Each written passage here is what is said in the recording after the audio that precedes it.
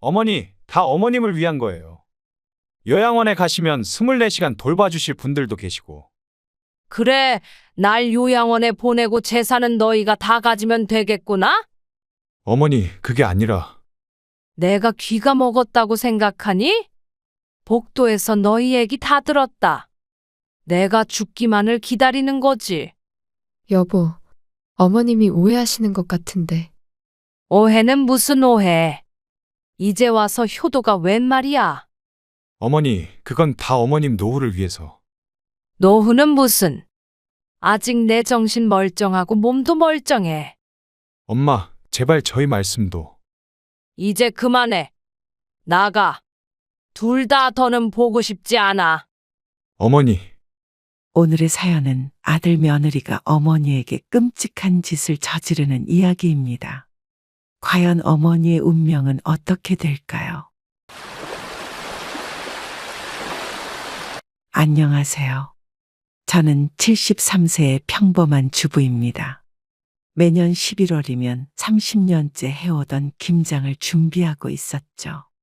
올해도 어김없이 김장을 시작했는데 며느리의 태도가 영 마음에 걸렸습니다. 어머니, 이제는 배달도 되고 마트에서도 파는데 굳이 이렇게 힘들게 하실 필요가 있나요? 며느리의 말에 저는 잠시 손을 멈추고 며느리를 바라보았습니다. 며느라, 우리 집 김장은 단순히 먹기 위한 게 아니란다. 30년 동안 이웃들과 나누며 정을 쌓아온 소중한 전통이야. 어머니, 전통이요? 요즘 누가 그래요? 그냥 사다 먹으면 되는데. 며느리의 말투에는 짜증이 묻어났습니다. 저는 묵묵히 배추를 다듬으며 한숨만 내쉬었죠. 예전에는 동네 아주머니들과 함께 모여 김장을 했는데 이제는 며느리와 단둘이 하니 더 쓸쓸하게 느껴졌습니다. 올해는 10포기만 담그면 어떨까요? 50포기는 너무 많아요. 쉼포기? 그럼 이웃들과 나눌 게 없잖니. 며느리는 고개를 절레절레 흔들며 말했습니다. 어머니, 요즘은 그런 거 안 해요. 각자 알아서 사 먹으면 되죠. 저는 며느리의 말에 깊은 실망감을 느꼈어요. 30년 동안 이웃들과 나누며 쌓아온 정이 단순히 그런 거로 치부되는 게 서글펐습니다. 그래도 매년 기다리시는 분들이 계시잖아.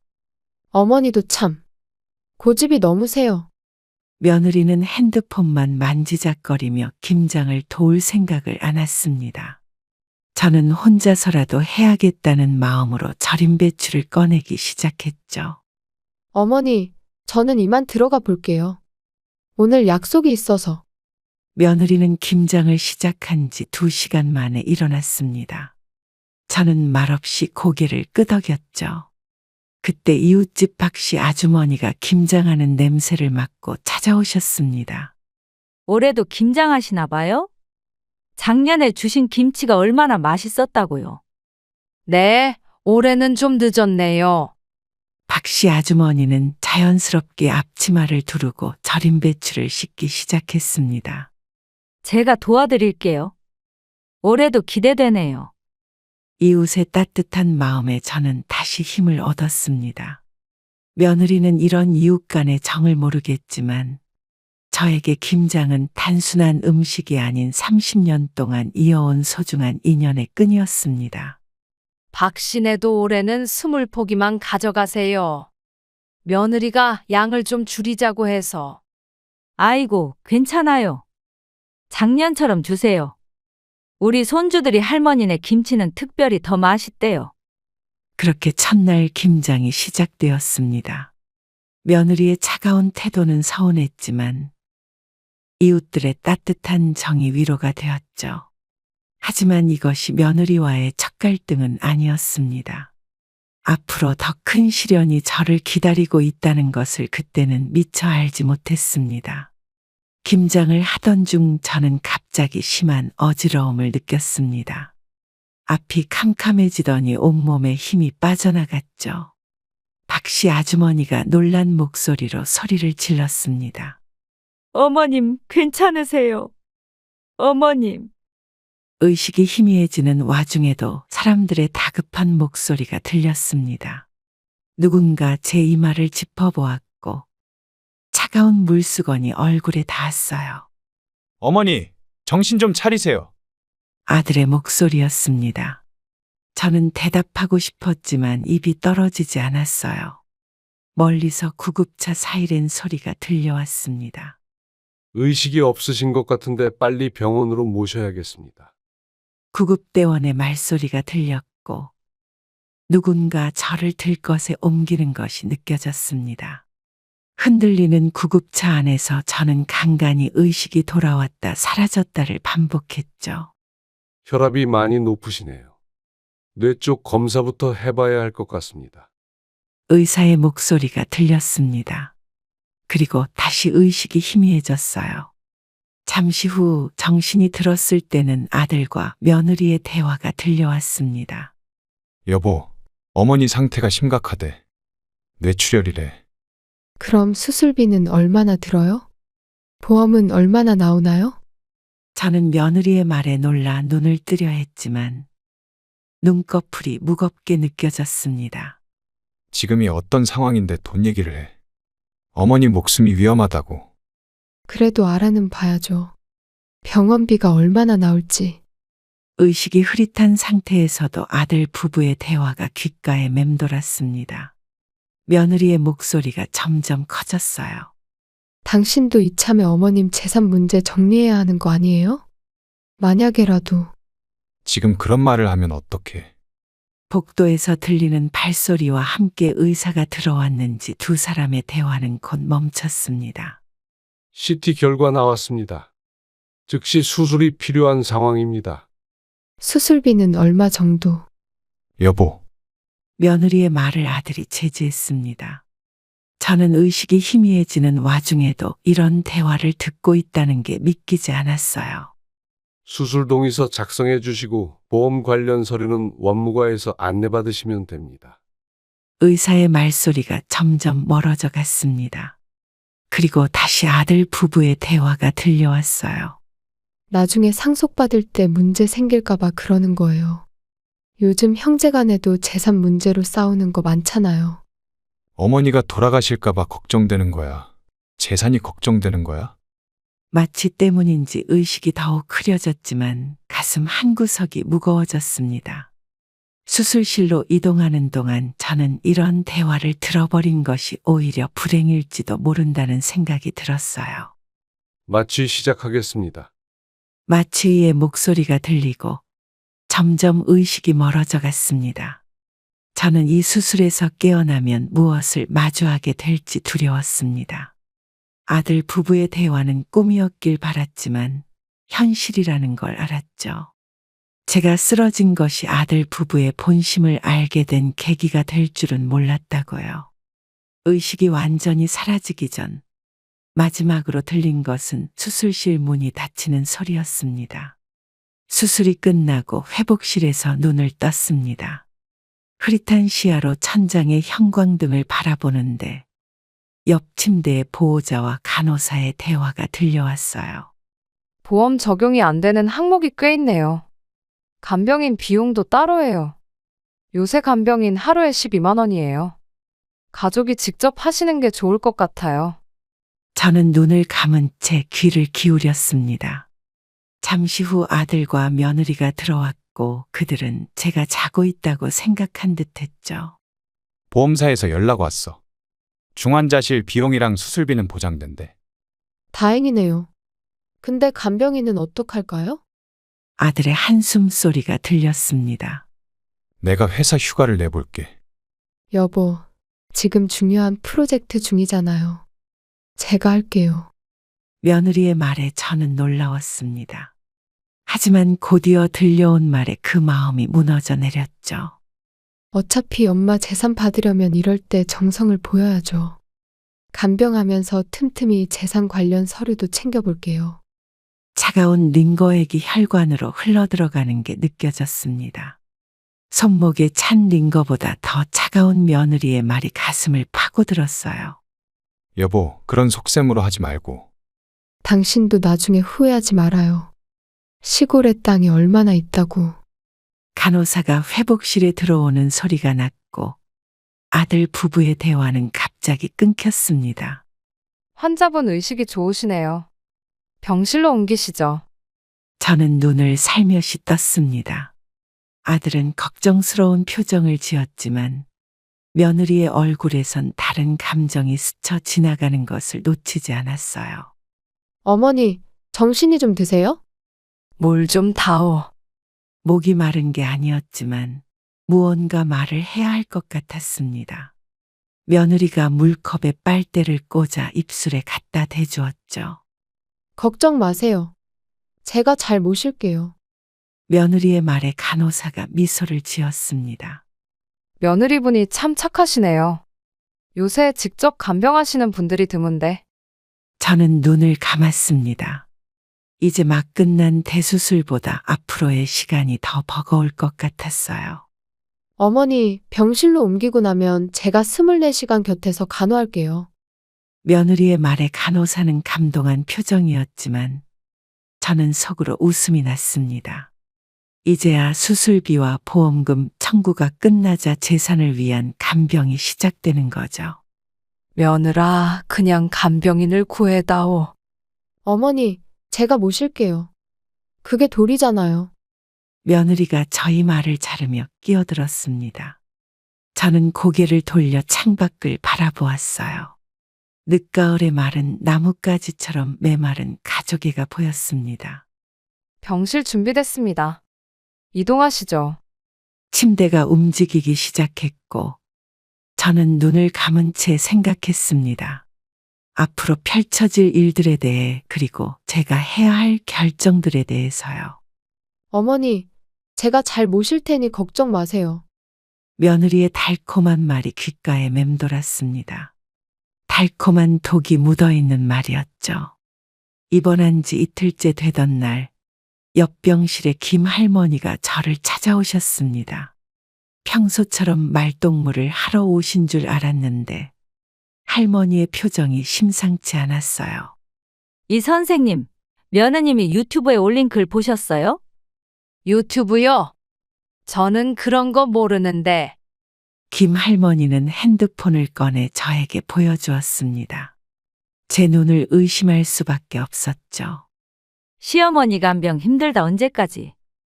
이러고 찍은 사진이 병실 사진이네요. 저는 할머니가 보여주는 화면을 자세히 들여다보았습니다. 며느리가 올린 글에는 피곤한 표정으로 찍은 셀카와 함께 긴 글이 적혀 있었어요. 시어머니 간병한 지 이틀째. 내 인생은 어디로 흘러가는 걸까? 이런 희생으로 보상은 받을 수 있겠지.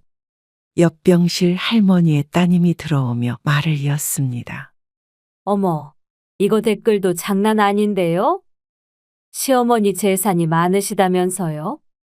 저는 그 자리에서 핸드폰을 돌려주었습니다. 더 이상 보고 싶지 않았어요. 친구들이랑 수다 떨 때는 시어머니 재산이 꽤 된다고 자랑하더니 막상 간병하려니까 이게 뭐냐고. 옆 병실 할머니의 말씀에 저는 말문이 막혔습니다. 며느리가 평소에 저희 집 재산 얘기를 하고 다녔다는 게 충격이었죠. 저희 며느리가 그랬나요? 네. 얼마 전에는 시골 땅 이야기하면서 웃고 있더라고요. 저는 창밖을 바라보았습니다. 창가에 앉은 비둘기가 훨훨 날아가는 모습이 부러웠어요. 어머니, 약 드실 시간이에요. 며느리가 병실로 들어왔습니다. 여전히 밝은 미소를 띠고 있었죠. 유튜브에 올린 영상 잘 나왔더라? 며느리의 얼굴이 순간 굳어졌습니다. 김 할머니와 따님은 조용히 자리를 피하셨어요. 어머니, 그게 친구들이랑 소통하는 거예요. 큰 의미 두지 마세요. 저는 며느리의 말을 가만히 듣고만 있었습니다. 약을 전해주는 며느리의 손이 살짝 떨리는 게 보였어요. 소통이 중요하지. 우리 집 재산 얘기도 실컷 하고. 어머니, 그건 그냥 실수였어요. 지울게요. 병실 공기가 무거워졌습니다. 저는 약을 받아드는 척하며 며느리의 표정을 살폈어요. 지울 필요 없다. 더 많이 써라. 우리 며느리 고생한다고. 며느리는 당황한 듯 서둘러 병실을 나갔습니다. 저는 창가의 빈자리를 바라보았어요. 어머니, 약은 꼭 드세요. 저는 잠깐 나갔다 올게요. 며느리의 발걸음 소리가 멀어져 갔습니다. 저는 손에 쥔 약을 바라보며 생각에 잠겼어요. 그래도 저를 위해 간병해주는 며느리를 위해 참기로 했었죠. 예상보다 빨리 건강이 회복되어 3주 만에 퇴원하게 되었습니다. 의사 선생님도 놀라실 정도로 회복이 빨랐다고 하셨죠. 퇴원을 앞두고 저는 며느리의 간병에 대한 감사한 마음을 전하고 싶었습니다. 며느라, 이거 받아라. 그동안 고생 많았잖니. 저는 준비해간 봉투를 며느리에게 건넸습니다. 간병비라고 하기엔 적은 금액이었지만 제 진심을 담았어요. 어머니, 이게 뭐예요? 힘들었을 텐데 이거라도 받아. 며느리는 봉투를 받아들고 안을 들여다보았습니다. 순간 그녀의 표정이 굳어졌지만 저는 못 본 척 고개를 돌렸어요. 감사합니다, 어머니. 병실을 정리하는 동안 며느리의 휴대폰에 전화가 왔습니다. 저는 짐을 싸는 척하며 귀를 기울였죠. 지금 퇴원 준비 중이야. 근데 말야, 며느리는 병실 밖으로 나갔지만 복도에서 나누는 대화가 병실 안까지 들렸습니다. 미쳤나봐. 고작 300만 원이야. 3주 동안 밤낮으로 간병했는데. 저는 짐을 정리하다 말고 그대로 굳어버렸습니다. 며느리의 목소리가 점점 커졌어요. 그래도 시어머니잖아. 더 줘야 하는 거 아니야? 요양병원 보냈으면 얼마나 들었겠어. 병실 문이 살짝 열려 있어 복도의 대화가 더 선명하게 들려왔습니다. 아니, 내 말은. 이 정도 금액이면 좀 섭섭하지 않냐고. 재산이 얼마나 있다고. 간호사가 퇴원 서류를 들고 들어오자 며느리는 급히 전화를 끊었습니다. 퇴원 수속 다 끝났습니다. 사인해 주세요. 며느리는 아무 일도 없었다는 듯 병실로 들어와 밝은 목소리로 말했어요. 어머니, 이제 집으로 가시면 제가 매일 찾아뵐게요. 저는 대답 대신 조용히 고개를 끄덕였습니다. 간호사는 퇴원 안내문을 설명했지만 제 머릿속은 복잡했어요. 어머니, 휠체어 준비됐어요. 이제 가실까요? 저는 휠체어에 앉으며 며느리의 얼굴을 힐끗 보았습니다. 방금 전 통화에서 들었던 그 목소리의 주인공이 맞나 싶을 정도로 달라진 표정이었죠. 간병인 쓰는 게 더 낫다고 생각했다며. 네? 어머니, 무슨 말씀이세요? 며느리의 얼굴이 순간 창백해졌습니다. 저는 더 이상 말을 잇지 않았어요. 어머니, 전화 내용 들으셨어요? 사람이 살다 보면 듣고 싶지 않은 것도 듣게 되는 법이지. 병원 로비로 향하는 엘리베이터 안에서 무거운 침묵이 이어졌습니다. 며느리는 한숨을 내쉬었어요. 어머니, 그건 그냥 친구랑 하는 농담이었어요. 저는 이런 며느리에게 선을 긋기로 했습니다. 그리고 좀 더 지켜보기로 했었죠. 퇴원 후 첫 주말 아들이 특별한 저녁을 준비했다고 연락이 왔습니다. 오랜만에 가족이 모여 식사를 하는 자리였죠. 아들은 직접 요리를 하겠다며 부엌에서 분주히 움직였어요. 어머니, 제가 요즘 요리학원 다니거든요. 오늘은 제가 한번 실력 발휘해 볼게요. 그래, 고맙구나. 저는 소파에 앉아 아들의 모습을 지켜보고 있었습니다. 그때 초인종이 울렸어요. 어머님 계세요? 잠깐 들어가도 될까요? 옆집 최 씨 아주머니였습니다. 평소와 다른 조심스러운 목소리에 저는 이상한 느낌이 들었죠. 무슨 일이세요? 저기, 어려운 말씀을 드려야 할 것 같아서요. 최 씨 아주머니는 주변을 살피더니 작은 목소리로 말을 이었습니다. 며느님이 동네 사람들한테 하신 말씀이 아주머니의 말에 저는 숨이 멎는 것 같았습니다. 며느리가 동네방네 다니며 간병비 얘기를 하고 다녔다는 거였어요. 고작 간병비를 300만 원 받았다고. 시어머니가 너무하시다고 하네요. 저는 손을 들어 아주머니의 말을 막았습니다. 부엌에서 들리는 아들의 칼질 소리가 유독 크게 들렸어요. 어머니, 갈비찜 거의 다 됐어요. 아들의 밝은 목소리와 대조적으로 저희 마음은 무거워졌습니다.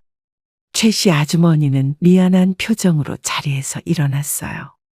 죄송해요. 이런 말씀을 드려서. 아주머니가 돌아가고 얼마 지나지 않아 며느리가 왔습니다. 마치 아무 일도 없었다는 듯 환한 얼굴이었죠. 어머니, 오늘 남편이 요리한다고 들었어요. 기대되네요. 저는 며느리의 표정을 유심히 살폈습니다.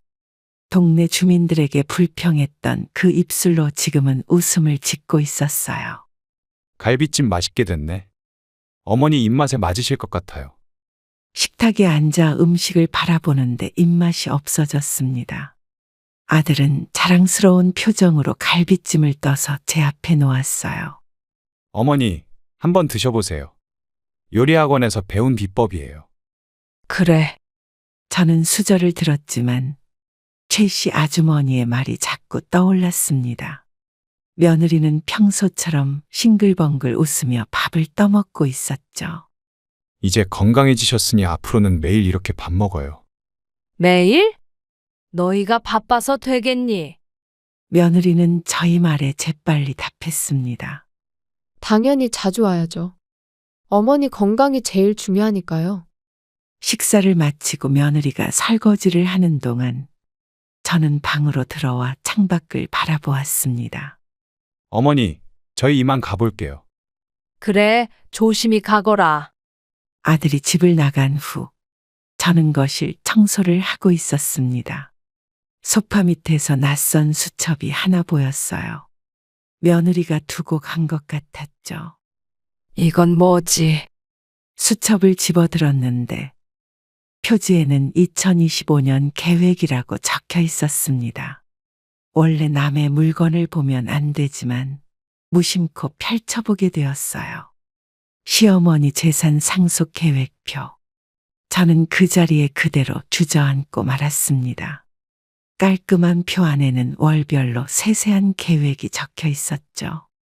1월 김장으로 호감 사기, 2월 병원 간병으로 실내 쌓기. 손이 떨렸습니다. 제 삶이 마치 게임의 공략집처럼 적혀 있었어요. 아들 설득해서 공증 받기, 딸 귀국하기 전에 서류 작성. 그때 현관문 열리는 소리가 들렸습니다. 어머니, 제가 지갑을 두고 간 것 같아서요. 며느리였습니다. 저는 급히 수첩을 소파 쿠션 밑에 숨겼어요. 거실에서 찾아볼게요. 아까 여기 앉아 있었거든요. 며느리가 소파 주변을 살피기 시작했습니다.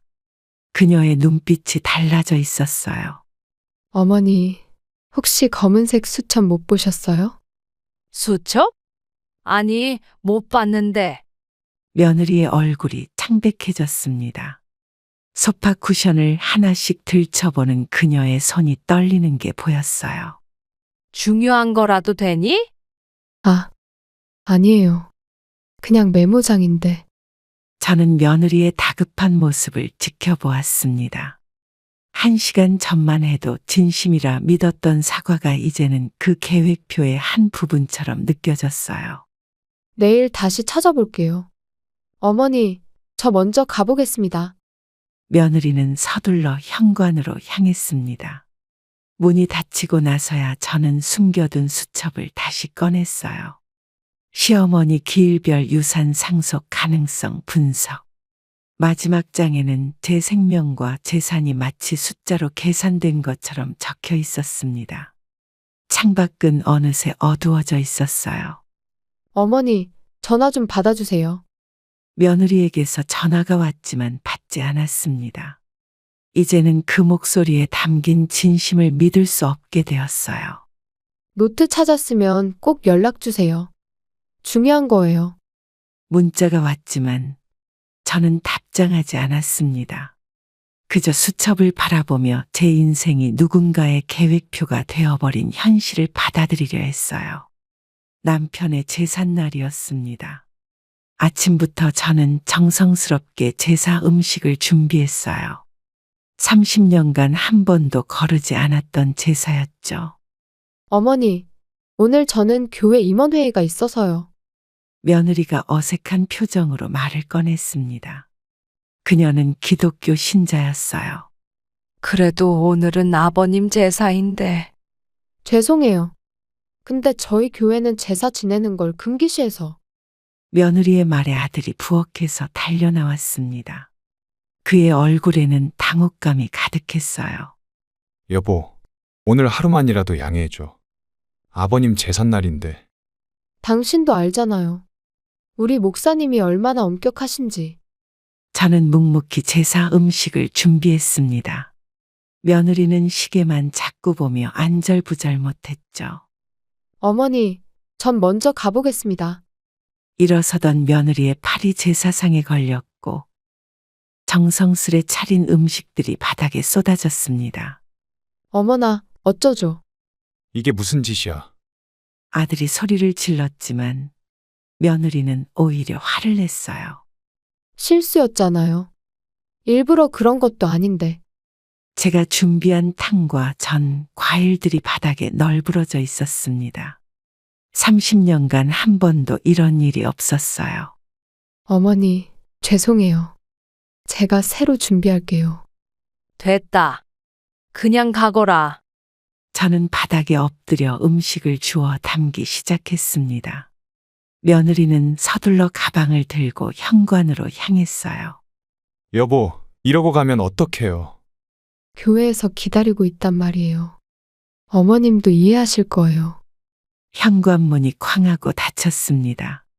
아들은 한숨을 쉬며 저를 도우려 했지만 저는 고개를 저었어요.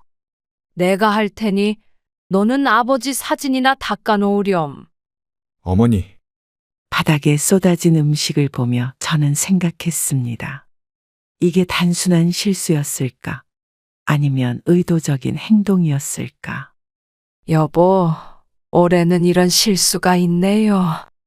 제사상 앞에 앉아 남편 사진을 바라보았습니다. 시계는 이미 제사 시간을 한참 지나고 있었어요. 갑작스러운 복통으로 검사를 받던 날이었습니다. 의사 선생님의 표정이 심상치 않았어요. 병실에 혼자 누워 결과를 기다리는데 복도에서 아들 부부의 목소리가 들렸습니다. 여보, 의사 선생님이 뭐라고 하셨어요? 위암 3기래. 항암 치료는 필수라고 하네. 저는 눈을 감은 채 귀를 기울였습니다. 문틈으로 아들 부부의 대화가 새어 들어왔어요. 항암 치료라고요? 그럼 돈이 얼마나 들어가는 거예요? 그것보다 중요한 게 당신도 알잖아요. 어차피 오래 못 사실 텐데 재산분할 공증이나 받아놓는 게 먼저예요. 복도의 공기가 얼어붙는 것 같았습니다. 아들의 목소리가 낮게 깔렸어요. 지금 그런 소리를 하면 어떡해? 현실적으로 생각해봐요. 어머님 재산이 동생한테 가면 우리는 어떡해요? 저는 이불을 꽉 움켜쥐었습니다. 차가운 링거액이 혈관으로 흐르는 게 느껴졌어요. 나중에 얘기하자. 지금은 지금이 기회라고요. 어머님 정신이 또렷하실 때 도장 받아놔야. 간호사의 발걸음 소리가 들리자 대화는 끊겼습니다. 보호자분들, 환자분 검사 결과 나왔습니다. 네, 선생님. 수술은 언제? 돈이 얼마나 들까요? 며느리가 의사의 말을 자르고 끼어들었습니다. 저는 눈을 떴지만 천장만 바라보았어요. 일단 치료 계획부터 설명드리고 그날 밤 미국에서 급히 귀국한 딸이 병원을 찾아왔습니다. 제가 잠든 줄 알고 조용히 병실에 들어온 딸은 간호사와 이야기를 나누고 있었어요. 어머니 검사 기록 좀 볼 수 있을까요? 네, 보호자분이시죠? 여기 차트 있습니다. 저는 눈을 감은 채로 딸의 움직임을 느낄 수 있었습니다. 서류를 넘기는 소리가 들렸어요. 이상하네요. 여기 요양병원 상담 기록이 있는데. 아, 그건 환자분 아들 내외분이 문의하신 거예요? 딸의 숨소리가 거칠어졌습니다. 차트를 넘기는 소리가 빨라졌어요. 언제 상담하셨대요? 어머님 수술하시기 전날이었어요. 장기 입원 비용을 문의하셨죠.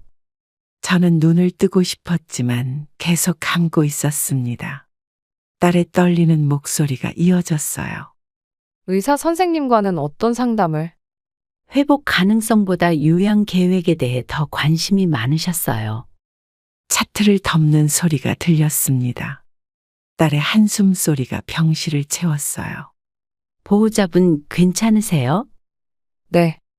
그런데 어머니 상태가 이 정도는 아니었잖아요? 간호사의 발걸음 소리가 가까워졌습니다. 저희도 그래서 좀 의아했어요. 수술 후 재활만 잘하시면 일상생활에 문제 없으실 텐데. 딸이 의자에 털썩 주저앉는 소리가 들렸습니다. 엄마, 내가 미국에 있는 동안 무슨 일이? 저는 눈을 살며시 떴습니다. 딸의 눈에는 눈물이 고여 있었어요. 딸아. 엄마, 깨어 계셨어요? 딸은 놀란 듯 얼른 눈물을 닦았습니다. 저는 딸의 손을 잡았어요. 다 들었니? 네. 오빠가 어떻게 이럴 수가? 저는 딸의 손을 꼭 쥐었습니다. 병실 창 너머로 새벽이 밝아오고 있었어요. 어머니, 제가 이제 곁에서 모실게요. 다시는 이런 일 없도록 할게요. 딸의 말에 저는 고개를 끄덕였습니다. 그동안 몰랐던 진실이 새벽빛처럼 차갑게 다가왔어요. 옆 병실 환자는 점심시간마다 저를 찾아왔습니다. 비슷한 처지라 그런지 마음이 잘 통했어요. 저도 가족 때문에 힘들어요. 아픈 것보다 더 힘든 게 그래, 말해보렴. 젊은 환자의 이야기를 들으며 저는 제 처지를 돌아보게 되었습니다. 그녀는 변호사였어요. 어머님, 지금 상황이라면 유언장을 작성하시는 게 좋을 것 같아요. 유언장이라. 저는 창밖을 바라보았습니다. 병원 정원에 단풍이 붉게 물들어 있었어요. 공증인을 불러 법적 효력이 있는 유언장을 작성하시는 게 좋겠어요. 제가 도와드릴 수 있어요. 젊은 환자의 말에 저는 깊은 생각에 잠겼습니다. 아들 부부의 모습이 떠올랐어요. 그동안 망설였는데, 이제는 결정해야 할 것 같구나. 제가 아는 공증인 변호사님을 소개해 드릴게요. 수액을 맞으며 저는 유언장 내용을 곰곰이 생각했습니다. 재산 문제만큼은 확실히 해두는 게 좋아요. 나중에 후회하지 않으시도록. 그동안 아들과 며느리가 한 행동들이 이제야 이해가 되는구나. 젊은 환자는 제 손을 잡아주었습니다. 그녀의 손이 따뜻했어요. 어머님, 마음이 아프시겠지만 현실을 직시하셔야 해요. 그래, 이제는 더 이상 미룰 수 없을 것 같다. 다음 날 아침 공증인이 병실을 찾아왔습니다. 저는 떨리는 손으로 펜을 들었어요. 이게 올바른 선택인 걸까? 어머님, 지금 힘드시겠지만 꼭 필요한 일이에요. 유언장을 작성하는 동안 병실은 무거운 침묵에 휩싸였습니다. 하지만 마지막 서명을 하고 나니 마음이 한결 가벼워졌어요. 이제 마음 편히 치료에 전념하세요. 젊은 환자의 말에 저는 고개를 끄덕였습니다. 창밖에 단풍잎이 바람에 흩날렸어요. 그날 오후 딸이 휴대폰을 들고 제 병실로 들어왔습니다. 평소와 달리 딸의 표정이 어두웠어요. 엄마, 제가 어제 우연히 들은 대화가 있어요. 무슨 대화인데? 딸은 휴대폰을 꺼내 녹음된 파일을 재생했습니다. 아들과 며느리의 목소리가 병실에 울려 퍼졌어요. 어머니 요양병원으로 옮기는 게 어떨까요? 우리 집은 너무 좁고. 그래, 그게 나을 것 같아. 거기서 서류 작업도 편하게 할 수 있고. 저는 침대에 기대앉은 채로 그 대화를 들었습니다. 딸의 손이 떨리고 있었어요. 엄마, 이게 다가 아니에요. 딸은 다음 녹음 파일을 재생했습니다. 이번에는 며느리와 친구의 통화 내용이었어요. 시어머니 병원비 때문에 재산이 다 날아가면 어떡해? 빨리 요양병원으로 보내야지. 녹음 파일은 계속 이어졌습니다. 저는 창밖만 바라보았어요. 엄마, 오빠가 이런 계획을 세우다니. 도대체 어떻게? 그만하자. 이제 충분해. 딸의 눈에 눈물이 고였습니다. 저는 오히려 마음이 편안해졌어요. 이제 알겠구나. 왜 그렇게 요양병원을 고집했는지. 엄마, 제가 미국 생활 정리하고 돌아올게요. 절대로 요양병원에 보내지 않을 거예요. 저는 딸의 손을 잡았습니다. 손끝으로 전해지는 따뜻함이 위로가 되었어요. 올케 언니가 보험 설계사랑 통화한 내용도 있어요. 엄마 보험금 받을 방법까지. 이제 그만. 더는 듣지 않아도 되겠다. 딸은 휴대폰을 내려놓았습니다. 병실 창문으로 저녁 노을이 들어왔어요. 이제 제가 곁에서 모실 거예요. 절대로 다른 데 안 보내요. 그래. 이제 다 알았으니 마음이 오히려 편하구나. 간호사가 회진 시간을 알리러 들어왔습니다. 딸은 제 이마에 가볍게 입을 맞추었어요. 엄마, 이제부터는 제가 지킬게요. 저는 고개를 끄덕였습니다. 이제야 모든 것이 명확해졌어요. 항암 치료를 받던 어느 날 딸이 심각한 표정으로 병실에 찾아왔습니다. 미국에서 일하고 있는 딸은 휴가를 내고 잠시 귀국한 상태였죠. 엄마, 이제 결심했어요. 무슨 결심을 했는데? 저는 딸의 표정을 살폈습니다. 평소와는 다른 진지함이 느껴졌어요. 미국 회사 그만두고 한국으로 돌아올 거예요. 어제 사직서 제출했어요. 딸의 말에 저는 침대에서 벌떡 일어나려 했지만 링거 줄이 손목을 잡아당겼습니다. 안 돼. 그렇게 어렵게 들어간 회사인데. 이미 결정했어요. 집도 계약 해지하고 짐도 정리하기 시작했어요. 딸은 제 손을 꼭 잡았습니다. 저는 그 손길에서 딸의 단단한 의지가 느껴졌어요. 오빠네 말대로 요양원에 모시면 편할지 모르지만 그건 엄마를 위한 게 아니에요. 네가 걱정돼서 그러는 거지. 난 괜찮아. 딸은 고개를 저었습니다. 창밖으로 보이는 하늘은 유난히 맑았어요. 엄마, 이번에 면접 보고 온 회사가 있어요. 서울 본사에서 일할 수 있대요. 저는 한숨을 내쉬었습니다. 딸의 뒷모습에서 어느새 성인이 된 모습이 보였어요. 그동안 미국에서 돈 많이 모았잖니. 그걸로 결혼도 해야. 결혼보다 더 중요한 게 있죠. 엄마랑 함께 있는 거요. 간호사가 약을 들고 들어왔습니다. 딸은 능숙하게 약봉지를 받아들었어요. 이제부터는 제가 엄마 약도 챙기고 병원도 모시고 다닐 거예요. 그래도 내 인생이. 제 인생은 제가 선택하는 거예요. 이게 제가 원하는 거라고요. 딸의 눈빛이 흔들리지 않았습니다. 저는 더 이상 말리지 않기로 했어요. 엄마, 다음 주에 회사 최종 면접이에요. 합격하면 바로 이사 올 거예요. 서울에서 출퇴근하기 힘들 텐데. 엄마 근처로 이사 올 거예요. 매일 얼굴 볼 수 있게요. 저는 창밖을 바라보았습니다. 병원 정원의 나무들이 봄을 기다리며 서 있었어요. 딸아, 미안하다. 엄마가 왜 미안하세요? 제가 너무 늦게 결정한 게 미안하죠. 딸은 제 어깨를 감싸 안았습니다. 그 품에서 따뜻한 햇살 같은 온기가 느껴졌어요. 건강이 조금 회복되자마자 아들 부부가 서류 가방을 들고 병실을 찾아왔습니다. 처음 보는 중년 남성도 함께였죠. 어머니, 이분은 우리 회사 법무팀 김 과장님이에요. 안녕하세요, 어머님. 오늘 재산분할 협의서 작성하러 왔습니다. 저는 묵묵히 그들을 바라보았습니다. 아직 링거를 꽂은 채였지만 정신은 또렷했어요. 어머니, 이제 건강도 좀 나아지셨으니 이런 걸 정리하는 게 좋을 것 같아서. 재산분할 협의서? 누가 그걸 쓰자고 했니? 아들 부부는 서로 눈치를 보았습니다. 며느리가 앞으로 나섰어요. 어머님, 미리미리 정리해두면 나중에 편하잖아요. 형님이랑 다툴 일도 없고.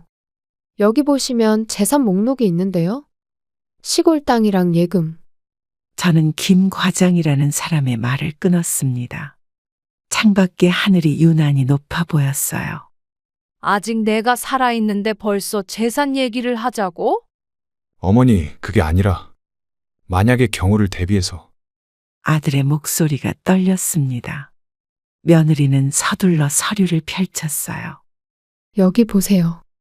공정하게 나눌 수 있게 준비했어요. 도장만 찍으시면. 공정? 아직 숨이 붙어 있는 사람 재산을 나누는 게 공정하다고? 김 과장이라는 사람이 불편한 듯 자리에서 일어났습니다. 죄송합니다. 오늘은 이만 가보겠습니다. 어머니, 우리 얘기 좀 더 해보면. 이제 그만 돌아가렴. 피곤하구나. 저는 등을 돌려 누웠습니다. 문이 닫히는 소리가 들렸어요. 여보, 어떡하죠? 서류 작성도 못하고. 조금만 더 기다려보자.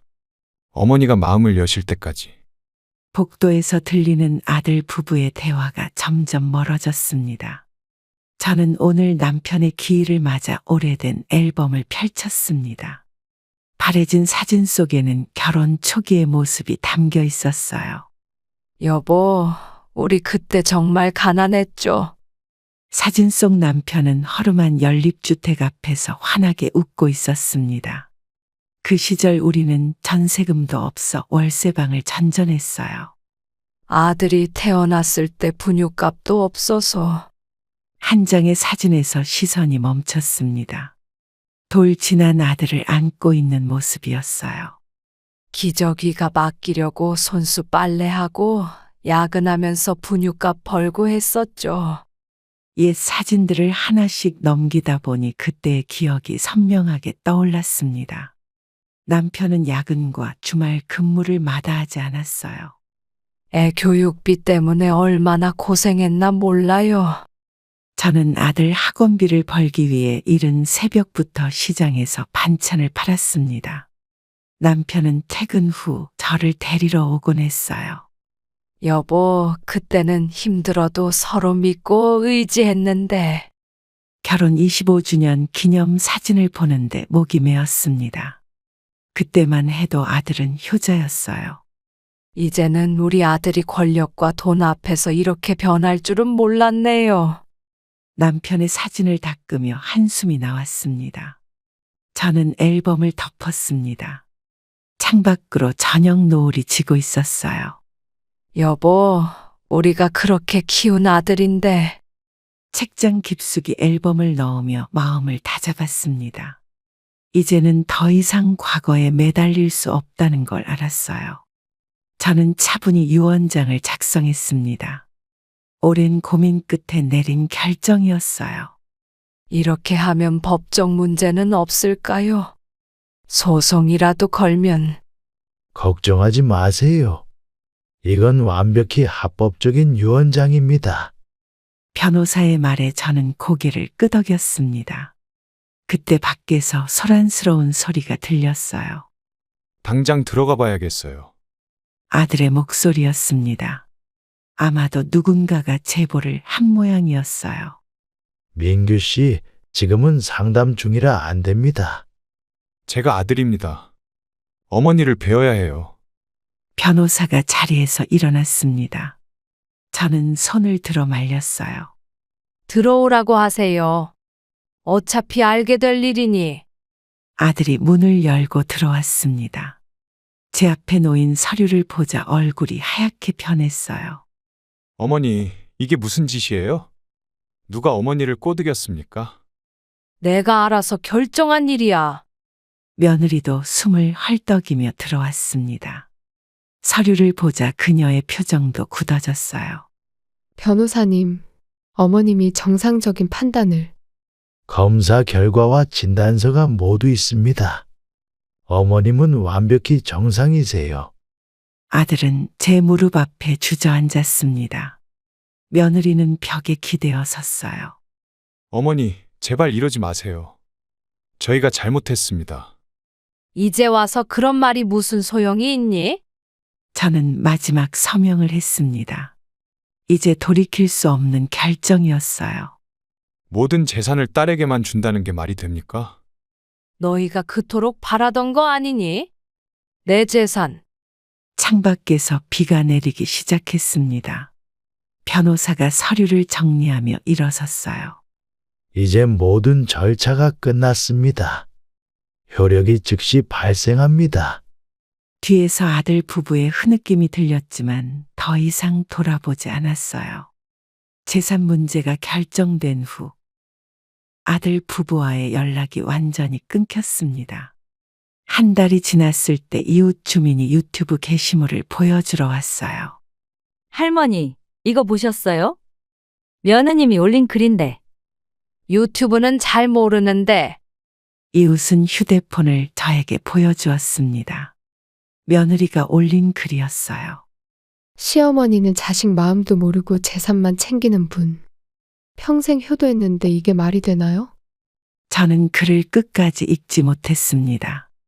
손이 떨려왔어요. 어머니를 위해 평생 헌신했다는데 막상 재산은 시누이한테 다 줬다네요.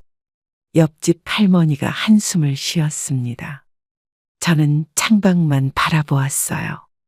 돈이 없으면 이제 연락도 안 하겠죠? 그러게 말입니다. 자식 키우느라 고생하셨는데. 그때 딸에게서 전화가 왔습니다. 저는 자리를 피해 전화를 받았어요. 엄마, 오빠네가 그런 글을 올렸다고 들었어요. 너무 속상해하지 마세요. 괜찮다. 이제는 별로 아프지도 않구나. 옆집 할머니는 조용히 자리를 떴습니다. 저는 핸드폰을 내려놓았어요. 이제야 오히려 마음이 편하네. 며느리의 게시물에는 댓글이 수백 개 달렸습니다. 모두 저를 비난하는 내용이었어요. 돈 때문에 이렇게까지 할 줄은 몰랐네. 저는 창가에 앉아 하늘을 바라보았습니다. 구름 한 점 없이 맑은 하늘이 오히려 위로가 되었어요. 이제 가면이 벗겨졌으니 좋은 거지. 전화기가 또 울렸지만 이번에는 받지 않았습니다. 이제는 더 이상의 변명이나 핑계가 필요하지 않았어요. 항암 치료가 마무리되어 퇴원이 결정된 날, 저는 병실 창가에 앉아 있었습니다. 3개월간의 치료가 순조롭게 끝나 의사 선생님도 놀라셨다고 해요. 엄마, 퇴원하시면 우리 집으로 가요. 제가 모실게요. 딸의 걱정 어린 목소리에 저는 미소를 지었습니다. 창밖 하늘이 유난히 맑았어요. 난 시골로 갈 거야. 시골이요? 갑자기 무슨? 저는 천천히 짐을 정리하며 말을 이었습니다. 몇 달 전부터 계획했던 일이었어요. 시골에 있는 우리 땅에 작은 집을 지었어. 이미 다 준비해놨단다. 하지만 엄마 혼자서는 너무 위험해요. 아프시면 어떡해요? 딸의 눈에 걱정이 가득했습니다. 저는 창가에 핀 화분의 새싹을 만지며 대답했어요. 난 괜찮아. 공기 좋고 조용한 곳에서 살고 싶어. 그래도 서울에 계시면 제가 매일. 오히려 제가 딸의 손을 잡아주었습니다. 젊은 날의 제 모습 같은 딸이 안쓰러웠어요. 너도 이제 내 삶이 있잖니. 주말마다 와서 보면 되지. 병실 문이 열리고 의사가 들어왔습니다. 퇴원 수속을 위한 마지막 진찰이었어요. 어머님 몸 상태가 정말 좋으시네요. 시골 생활도 무리 없으실 것 같습니다. 딸은 더 이상 말리지 않았습니다. 대신 매주 찾아오겠다는 약속을 받아냈어요. 그래도 매일 전화는 받으셔야 해요. 약 드시는 것도 제가 체크할 거예요. 짐을 정리하며 저는 생각했습니다. 이제는 저만의 평화로운 시간이 필요하다고요. 시골에서 텃밭도 가꾸고 동네 사람들과 어울리면서 살고 싶어. 퇴원실을 나서는 발걸음이 가벼웠습니다. 새로운 시작을 앞둔 설렘이 가득했어요. 시골 전원주택으로 이사하던 날, 짐을 정리하다 옛 이웃을 만났습니다. 10년 전 같은 아파트에 살던 김씨 아주머니였어요. 아이고, 이 선생님 아니세요? 여기서 뵐 줄이야. 김 씨도 여기 사시나요? 김씨 아주머니는 제 짐을 들어주며 이야기를 꺼냈습니다. 아들 내외부는 잘 지내시죠? 얼마 전에 만났는데. 저는 짐을 내려놓으며 말을 멈췄습니다. 김씨 아주머니의 표정이 갑자기 굳어졌어요. 혹시 모르시나요? 아들 내외분이 동네 은행에. 은행에요? 김씨 아주머니는 주변을 살피더니 목소리를 낮추었습니다. 충격적인 이야기가 이어졌어요. 집을 담보로 대출을 알아보러 다녔다더라고요. 어머님 모르게. 저는 그 자리에 얼어붙었습니다. 짐을 옮기던 손이 멈춰섰어요. 언제 그런 일이? 한 3개월 전쯤이요. 은행 다니는 제 조카가 보고 깜짝 놀랐다더라고요. 저는 의자에 털썩 주저앉았습니다. 김씨 아주머니가 물을 가져다 주었어요. 괜찮으세요? 제가 말씀드리지 말았어야 했나. 아니에요. 알게 해주셔서 고맙습니다. 평화로운 시골 풍경이 오히려 제 마음을 더 무겁게 했어요. 이제 제가 선택한 게 맞았나 봅니다. 네. 무슨 말씀이신지. 저는 미소를 지으며 일어섰습니다. 이제는 모든 게 명확해졌어요. 새 삶을 시작하기에 딱 좋은 곳인 것 같네요. 그러게요. 여기는 공기도 좋고 이웃들도 다들 좋으시죠. 마당에 놓인 화분들을 보며 저는 새로운 결심을 했습니다. 이제부터는 저를 위한 삶을 살아야겠다고요. 내일부터 텃밭 일구는 거 도와드릴까요? 김씨 아주머니의 말에 저는 고개를 끄덕였습니다. 새로운 시작이 될 것 같았어요. 시골 생활이 시작된 지 2달. 저는 텃밭을 일구며 새로운 일상을 만들어 갔습니다. 아침이면 이슬 맺힌 상추를 따고 저녁이면 방울토마토를 수확했어요. 이 선생님, 오늘은 뜨개질 모임 오시죠? 마을 회관에서 만난 이웃들과 취미생활도 시작했습니다. 서툰 손놀림이었지만 한 코 한 코 뜨개질을 배워나갔어요. 이렇게 예쁜 목도리를 뜨시다니 재능이 있으시네요.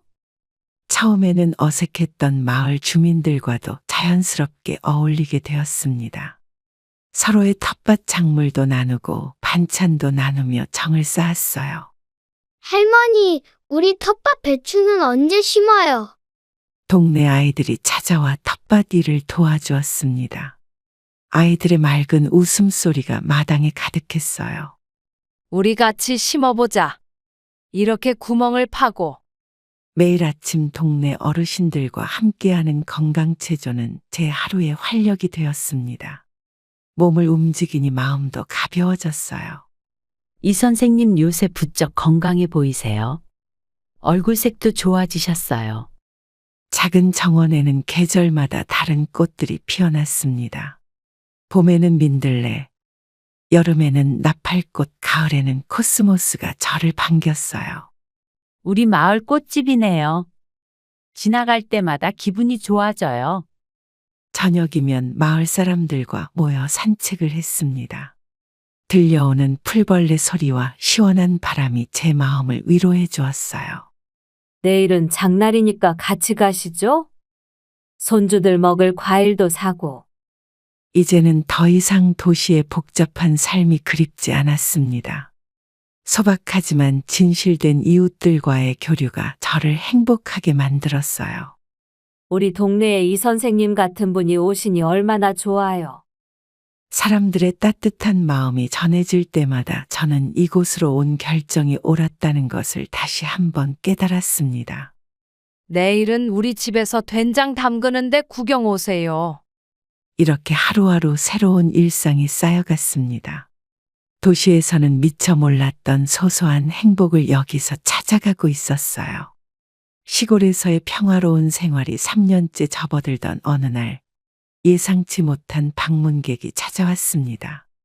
텃밭에서 상추를 따고 있는데 아들 부부가 서 있었어요. 어머니, 잘 지내셨어요? 저는 채소 바구니를 들고 일어섰습니다. 아들은 전과 달리 야위어 보였고 며느리는 화장기 없는 얼굴이었어요. 웬일이니? 여기는 어떻게 알고? 저희가 이혼하기로 했어요. 며느리의 말에 저는 잠시 말을 잃었습니다. 아들이 고개를 숙인 채 덧붙였어요. 모든 게 돈 때문이었어요. 이제야 깨달았습니다. 마당에는 불편한 침묵이 흘렀습니다.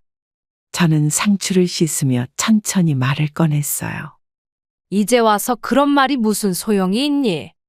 어머니, 용서해 주세요. 저희가 잘못했어요.